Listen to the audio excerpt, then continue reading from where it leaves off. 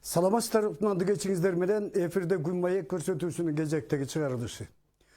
Урматтуу телекөрүүчүлөр, жакында ушул жаза өтөө мыйзамдарынын, кылмыш жаза мыйзамдарын гуманизация жаза өтөөдөгү айрым жагдайларды гумандаштыруу жаатындагы бир топ жасалган аракеттер, анын ичинде пробация институтунун пайда болушу деги эле ушул 2 жыл эмнени берди. Анан кийин ушундай жеңилдетүүлөрдүн гумандаштырууну жараткан жагдайлар жайында алар алып келип аткан биздин коомго пайдалы, коомго пайдасы жөнүндө сөз болмокчу. Бүгүнкү биздин кечки студиянын күн маектин меймандары Кыргыз Республикасынын өкмөтүнүн алдындагы пробация департаментинин директору Алмазбек Зарылбек уулу, Ички иштер кызматынын полковниги номер 26 жата кабагынын башчысы Нурлан Жолдошев, ошондой эле Кыргыз Республикасынын жаза өтөө жайларындагы, ушундай да, жаза өтөө жайларындагы дегеле кыйноолорду алдын алуу улуттук борборунун директору Бакыт Рысбековдор. Ошентип, урматтуу телекөрүүчүлөр, бүгүнкү биздин көрсөтүүдөгү сөз болчу жагдайлар ушундай. Ошондуктан жакынкы жарым саатта биз менен болуңуздар. Сөздү биринчи ушул жанагы биз айтып аткан мыйзамдарды гумандаштыруунун шарттаган жагдайлар, эмне зарылдыктан улам, кайсы максатты көздөп ушул аракеттер, ушул кадамдар жасалды эле. Анан ошол 2 жылдын чыйындыктарын учкай айтып берсеңиз. Жакшы болот. Саламатсыздарбы, урматтуу телекөрүүчүлөр. Эми тактоо иретинде айтып кетейин, биз пробация департаменти бул өкмөт алдында эмес, юстиция министрлигинин алдындагы департаментпиз да. Сиз азыр эме. Анан сиздин сурооңузга ылайык, ооба биз буга чейин коомчулукка маалымдаганбыз. Ошо биздин бүгүнкү күндөгү ошол мамлекетибизде жүрүп жаткан сот жана укук реформасынын алкагында биздин мамлекетибизде пробация институту өз ишин баштаган. Эми маалымат катары айтып кетиш керек, башында бул институт ошо жаза аткаруу кызматынын алдында ачылган, өзүнчө бир башкармалык болуп. Анан бир аз убакыт өткөндөн кийин бул институтту ошо юстиция министрлигинин көзөмөлүнө өткөрүп, ошол 2019 жылдын 1 сентябрынан баштап ошо пробация департаменти өз ишин баштаган. Эми сиздин сурооңузга ылайык, бүгүнкү күндө биз 2 жылга жетпеген бир мөөнөт иштедик пробация департаменти. Албетте биз жаңы мамлекеттик органбыз, ошо бүгүнкү күндө жаңыдан ошо бутубузга туруп келаткан деп койсок да болот. Бирок мындай бир нече бир натыйжаларды, жыйынтыктарды айтып кетсек деле болот да бүгүнкү күндө. Ошо пробация институту, пробация департаменти бул ошол биздин Кыргыз Республикасынын мыйзамдарынын гумандаштыруу багыты боюнча иш-чаралардын алкагында чыккан орган да.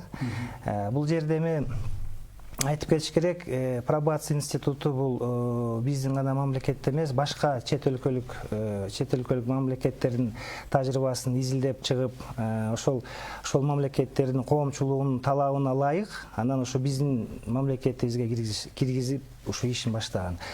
Бүгүнкү күндө ошо мындай коомчулугубузга, телекөрүүчүлөргө түшүнүктүү болуш үчүн айтып кетиш керек, ошо пробация департаменти ошо өзүнүн ишин баштаганда биздин көзөмөлүбүздө ошол оор эмес кылмыш кылган жарандардын саны ошо биздин көзөмөлдө 9000ге жакын болчу. 8000 тегерегинде жаңы иш баштаганда. Бул ошол пробациянын 4 түрү бар. Ошо 4 түрүнүн алкагындагы көзөмөлдө турган жарандардын саны ошо бир 9000ге жетпеген сан болчу. Бүгүнкү күндө пробация департаментинин көзөмөлүндө республика боюнча 16600 пробация кардары турат көзөмөлдө. Бул эмнени билдирет? Бул ошол пробация институту бүгүнкү күндө өзүнүн ишин алып баратканын билдирет. Анан сот органдары, укук органдары ошол пробация институтунун коомчулукка керектигинин белгиси деп айтып кетсек да болот да бүгүнкү күндө. Себеби дегенде мындай расмий тилде айтканда правоприменительная практика сот органдарында толук кандуу башталды. Ошол себептен ошо пробация кардарларынын саны бүгүнкү күндө көбөйдү. Себеби дегенде ошол биздин коомчулугубузда бул институт керек экенин бир далилдин бири болуш керек деп эсептейбиз. Себеби дегенде ооба башында пробация институту жаңы кирип атканда коомчулугубуз көп түшүнбөй ошо эмнеге бул кылмыш кылган кишилерге мамлекет көмөк көрсөтүш керек, эмне үчүн ошо налогоплательщиктин акча каражатын коротуш керек деген бир суроолор болгон. Бирок кийинчерээк тажрыйба көрсөттү ошол пробация институтуна келгендер, ошо пробация кардары болгон же пробация кардарын туугандары түпкү мындай маанисин түшүндү да, пробация институту эмне экенин. Бул Сиз жогоруда кардардар деп айтып атасыз да. Ошол жана сиздерге өтө турган биздин учетто турган. Ошол сиздердин эсепке алар өздөрүнүн каалоолору боюнча өтөбү же кандай тартип менен сиздерге карайт? Бул кардар деп, бул ошо пробация жөнүндө мыйзам буларды ошо кардар деп тапкан, ошо мыйзамда жазылган да. Бизге алар ошо соттун өкүмүнүн негизинде келет. Биз пробация департаменти аткаруучу орган болгондуктан биз сот өкүмдөрүн аткарабыз. Мындайча айтканда биздин кыргыздын жараны оор эмес кылмыш кылып, анан ошол тиешелүү соттун чечимдеринин негизинде эгерде сот ушул жаранды жабык абакта эмес, пенитенциардык абакта эмес, ошол пробация көзөмөлүнүн алдында өтсүн деген бир жазасын өтсүн деген бир өкүм чыкса, чечим, анда ошол соттун өкүмүнө ылайык ошол кардардын жашоо дарегине байланышкан пробация органына келип учетко турат. Жогорудагы жаңы институт мындай бир салыштырып айтып көрсөңүздөр, жадак абагы менен анан кийин жана пробация да анча оор эмес кылмыш кылгандарды кармоонун экөөнүн ортосундагы айырма. Ушунун өзүнөн кетип аткан жанагы мамлекеттин чөнтөгүнөн кетип аткан чыгымдын көлөмдөрү. Бунун өзү биздин бюджетке кандай таасирин тийгизет? Саламатсыздарбы, урматтуу телекөрүүчүлөр. Азыркы учурда биз департамент пробация менен взаимодействие болуп иштеп атканда пенитенциарный пробация менен иштейбиз. Бир жылдын ичинде бошотуу убагында уведомление берип, анан кардар болуп калат да, ушул эме биздин осужденный. Анан пробациянын институтунун сотрудниктери барып социальное исследование өткөрүшөт да, изучать этип, анан социальный доклад жазышат. Анан ошол докладты бизге берип, биз ошол доклад менен сот материал менен тапшырабыз. Ошондон кийин сот карап туруп решение принимать этет да, же условно-досрочно бошойт, же если он не подлежит социальной адаптации. Сиздер аркылуу да, сиздин ушундай кабарыңыз барбы? Сиз ички иштер кызматында анда мурда ошол жанагы жаза өтөө колонияларында иштеген турбайсызбы? Орто эсеп менен ошол жанагы жаза өтөө жайларындагы колониялардагы бир адамга кеткен чыгым менен пробациядагы жүргөн адамдардын ортосундагы каржылык чыгымдардын айырмасы. Айырмасы бар. Допустим, бир күндүк бир осужденный эмеде колония кармаганда 71 сом кетет. Пробацияда 10 сом, 20 сом кетет да, в среднем. Допустим, биз эметкенде жазганда, эмелерди, законопроекттерди эметкенде, Латвияда $10 экен. Пробацияда 30 сантим экен. Бир күндүк эмесичи. Конечно, экономия бюджетных средств болот да. Биздин бюджетке кыйла эле эме экономия болот да бул жерде. Жеңилдик бир жеңилдик болот. Биз аны мониторинг эткенбиз, ошо салыштыруу КСИН жаза аткаруу кызматы менен салыштырганда. Коллега туура айтып атат. кисинде ошол бир арестантка кеткен каражат 100 сомго такалып барат экен. Пробацияныкы болсо бул бир күндүк каражат да 100 сом. А пробацияда болсо бир айда бир кардарга ошо бир 200 сомдун тегерегиндеги эле каражат кетет да. Бул пробация кардарына эмес, бул ошо пробация департаментинин иш-чараларына да, каржыланышына. Ошол аппараттын иштешине. Аппараттын иштешине. Уруксат берсеңиз, мен бул жерден мындай сөздү кошоюн да. Азыр ошол пробацияга кирген кардардын каржысын эмес, тагдырын эске алсак да. Ошол жерге кирген кишинин жабык жайга кирсе, кийинки тагдыры кандай болот эле? Эми пробацияга келгенден кийинки тагдыры кандай болот? Азыр мына адистер отурат, адистерден эле сурап көрөлү. 10 кишинин, мисалы үчүн, биринчи жолу кылмыш жасаган бир 10 киши жабык жайга кирсе, ошонун канчосу кийин кылмыш жолуна кайра түшүп калат. Болжол менен канчосу? 10 кишиден болсо, пробация эмес, жабык жайына киргенде. Жабык жайына жок дегенде, бери дегенде 10дун 5-өө кайра ошо кылмыш дүйнөсүндө калышат. 5-өө кайра бер жака кийинки жашоосуна кайрылып келишине өтө чоң тоскоолдуктар туулат. Социалдык адаптация деген өтө оор жүрөт. А эми ошол эле жанагы мисалы үчүн биринчи жолу жолсо майда өтө оор эмес кылмышты жасаган жанагы 10 адам пробацияга түшкөн кезде буларда үмүт эки тараптан. Биринчи ошол пробацияга түшкөн кардар тараптан үмүт. Мен түрмөгө түшпөй, бул жактан өзүмдүн жазамды өтүп, кийинки жашоомду оңдоп кетем, түз жашоого өтөм деп. Үмүт мамлекет тараптан. Коомдун үмүтү. Да, коомдун үмүтү. Мына ушул эми кийин кылмыш жолуна түшпөй, ушул жерден түзөлүп кетет деген. Анан мен биздин Кыргыз Республикасынын пробациясынын бир өзгөчөлүгүн бүгүн белгилей кетейин. Көз тийбесин ушул боюнча сакталып калгыла, Кудай буюрса. Бул көрсөткүчтөрү. Кандай көрсөткүч? Мисалы үчүн пробацияга келген кардардын кайра кылмыш жолуна түзгөн пайызы 1%га чыгабы бүгүн? Чыкпайт. 1%га чыкпайт. 1%га чыкпайт. А эми өнүккөн мамлекеттерде ал пайыз канчалык деңгээлде? Мисалы, эми Европа өлкөлөрүн алганда среднен бир 3-4%ке чыгат. 3-4% кайра кылмыш жолуна түшүп атат. Эми ушул тажрыйба менен, ушул жол менен биздин пробация алдыга кете турган болчу болсо, мисалы үчүн мен кыйноолорду алдын алуу боюнча улуттук борбордун жетекчиси катары айтайын, биздин дагы бир аз жумуштар жеңилди. Анткени баягы биринчи жолу кылмыш жасап, жабык жайына түшүп калгандардын алардын акыбалы дагы өтө оор болот. Биринчи жайыл эми түрмөгө айтып коет го, жыланын баласы да отурбасын депчи. Аяка биринчи жолу түшүп аткан бала ал психикалык жактан жабыркайт.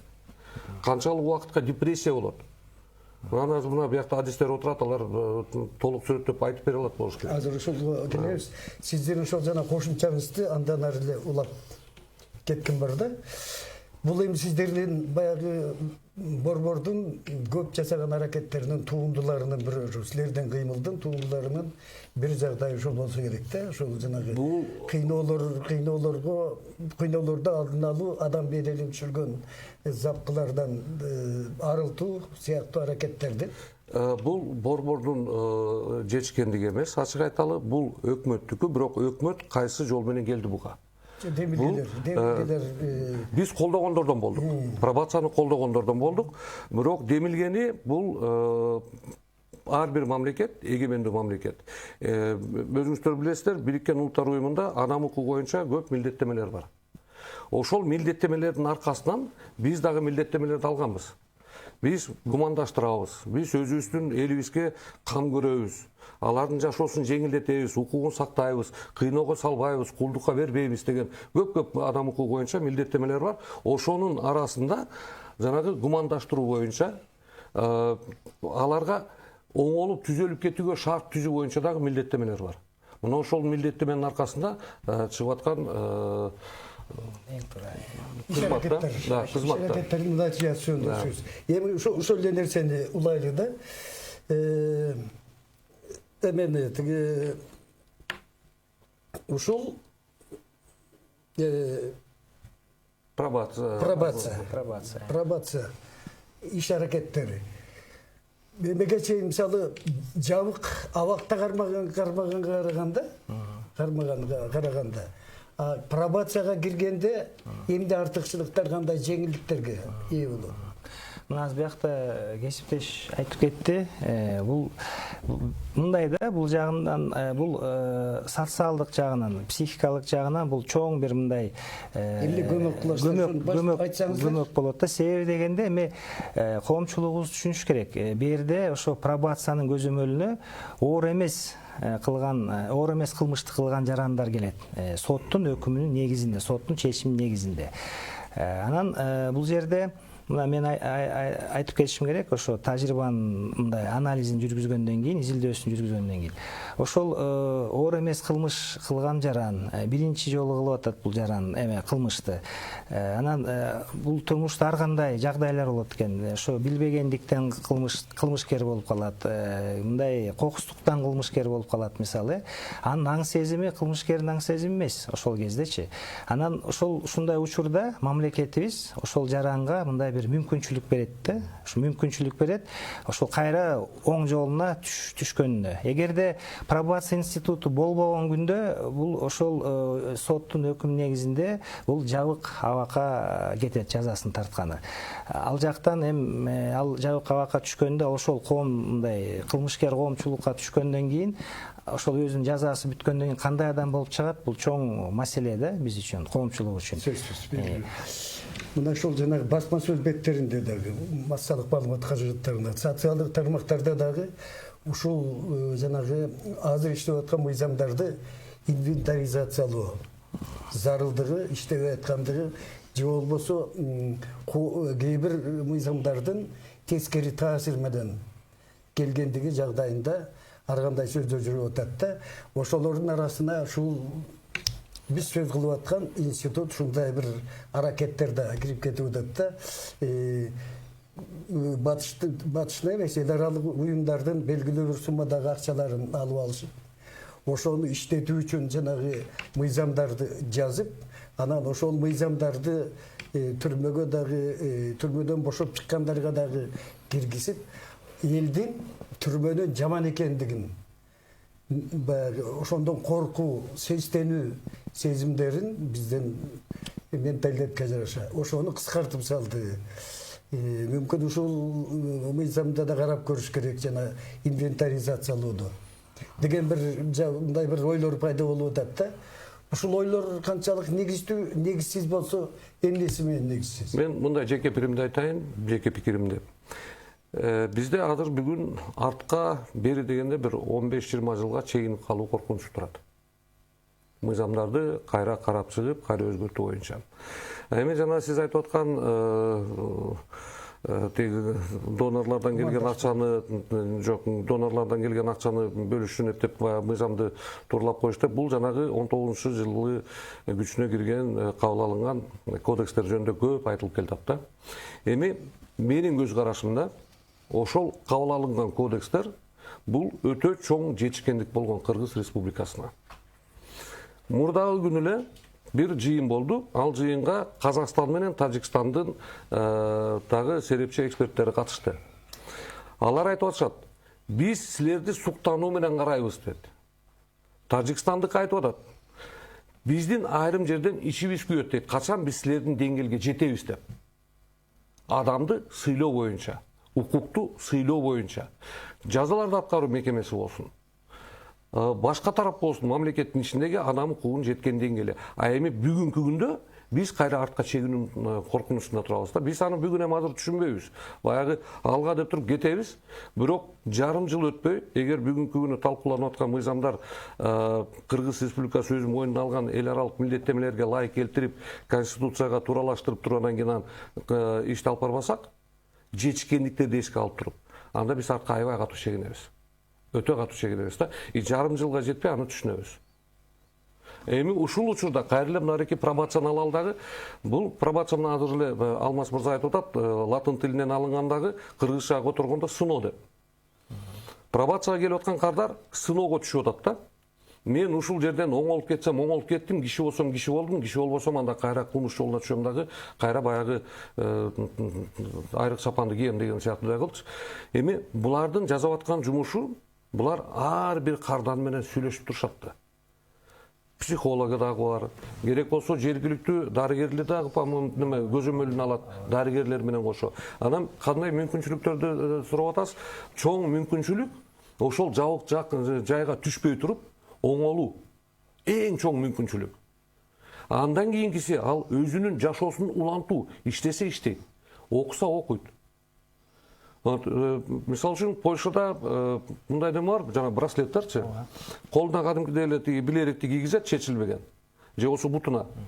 Анан ошол менен компьютерден отуруп гана карап турат. Ага маршрут түзүп берип койгон. Окуу жайына барат, бул аптекага барат, бул дүкөнгө барат, бул паркка барат, бул спортзалга, андан кийин ал үйүнө келет. Анын жаза өткөнү ошол компьютер менен өтүп атат да. Баскан жолу тетиги коомдун ичинде аралашып жүрөт. А эми ал жактан маршруттан чыгып кетчү болсо, көзөмөлдө. Да, көзөмөлдө. Ал дагы сыноонун астында. Эми бул жерде кайрылып айтып атам, бул ошол кардарлардын ар бир кардары бул тагдыр.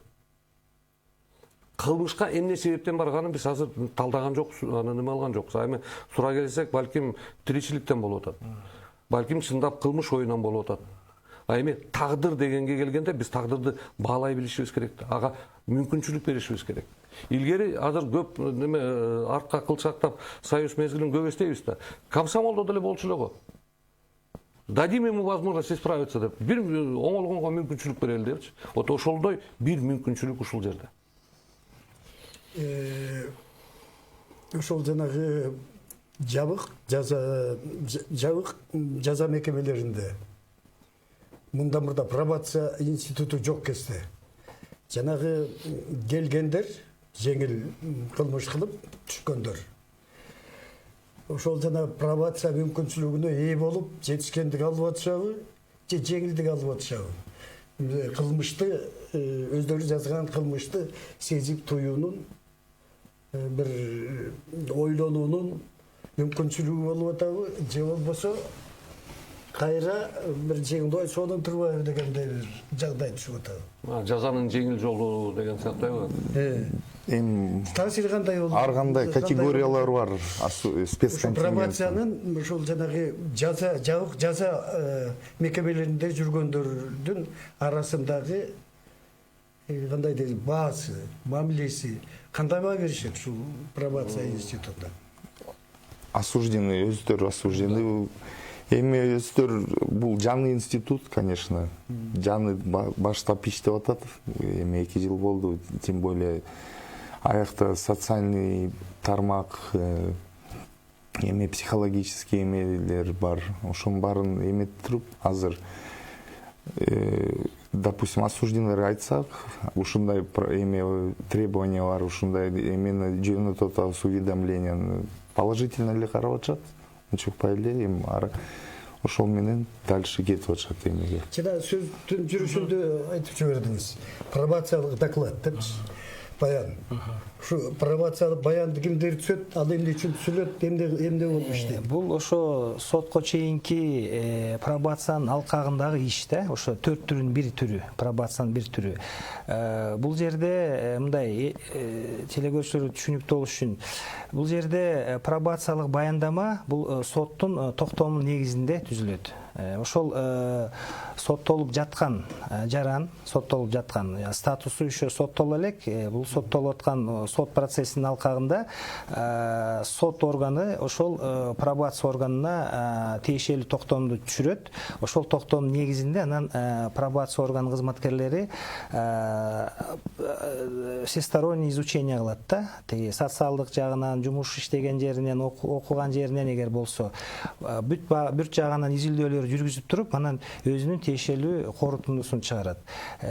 Биздин корутунду ошо пробациялык баяндама бул сот үчүн мындай рекомендательный характерде сунуштайт, бирок бул сот аны эске алып туруп, анан өзүнүн чечимин чыгарат.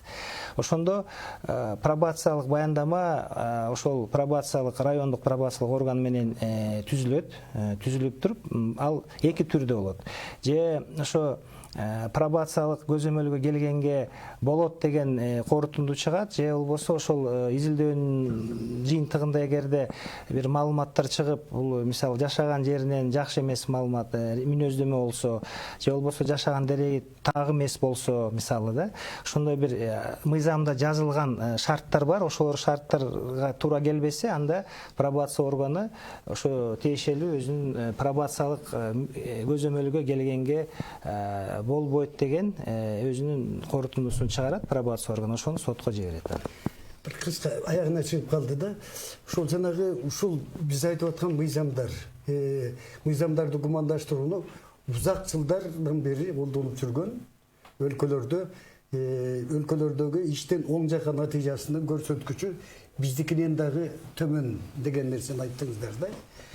Бизде артык болуп атканынан себеби эмне деп ойлоп атасыздар да, сиздер ошону байкаган борбордун. Эми мен азыр бул өтө тереңдеп кетет. Мен кыска жооп берүүгө аракет кылайын. Мындай кагаз короп сүйлөйүн да. Бизде көп учурда калыстын жоктугу. Калыстыктын жоктугу. Себеп дегенде калыстыктын жоктугу дегеним айрым учурда кылмышты кылбаса дагы соттолуп кеткендер бар. Ал кылмышкер эмес, ички жан дүйнөсү менен. Биринчиси, экинчиси Адилетсиз соттун чечимдеринин натыйжасы. Ал бир гана көп себептердин бири. Дагы бир себеби бул мындай эле кадырет айталы кара сөз менен кедейчилик. Көп учурда мисалы үчүн бир тоогурдайт, койурдайт, аргасыздан, айласыздан. Мисалы үчүн баягы эле токмоктогу тиги дарыканага кирип туруп, баласына дары тоногон. Ал эмнеге барып атат андан? Жашоо шартын зарылчылыгы. Эми ал жан дүйнөсү кылмышкер эмес ал. Эми жан дүйнөсү кылмышкерлер бар. Алар бүттү жашоосу кылмыш менен өтөт. Ал өзүн толугу менен кылмышка арнап койгон. Эми жанакындай өзүбүздүн бир боорлорубуз мындайча айткандагы зарылчылыктан барып туруп ушундай ишке барып аткандарга, сен туура эмес кылдың. Мага сага бир мүмкүнчүлүк берели, кайра туура жолго түшкүнүң деген гана мындай бир багыты да. Анан эми дагы бир себептердин бири болушу мүмкүн, бул ушул пробация кызматына кирип иштеген кызматкерлердин адүскөйлүгү болушу мүмкүн да. Бул бүгүнкү күндөгү айтылып аткан, берилип аткан баа. Эми калган бааны болсо дагы бир 2-3 жылдан беребиз Алмаз мырза. Аны да коомчулук берет. Менин тилегим ушул бүгүнкү көрсөткүчүңөр менен калгыла. Рахмат. Буюрса. Чоң рахмат. Биздин коомчулукта ошол жанагы кылмыш жаза жаатындагы бир жакшы алдыңкы өлкөлөрдүн, алдыңкы элдердин, өнүккөн элдердин бир жакшы тажрыйбасын, жакшы натыйжалар менен коомдо иштетип атканыбыз жөнүндө сөз кылып берип кетип атасыздар. Ылайым мен Бакыт мырзанын тилегине кошулам. Ылайым ушул жанагы жакшы тилек менен түзүлгөн иш аракеттер өзүнүн натыйжасын бере берсин. Урматтуу телекөрүүчүлөр, сиздер күн маек көрсөтүүсүнүн кезектеги чыгарылышын көрдүңүздөр. Кайрадан ушундай бир маектерде жолугушканча сак саламатта болуңуздар. Баарыңыздарга бакубатчылык тилейбиз.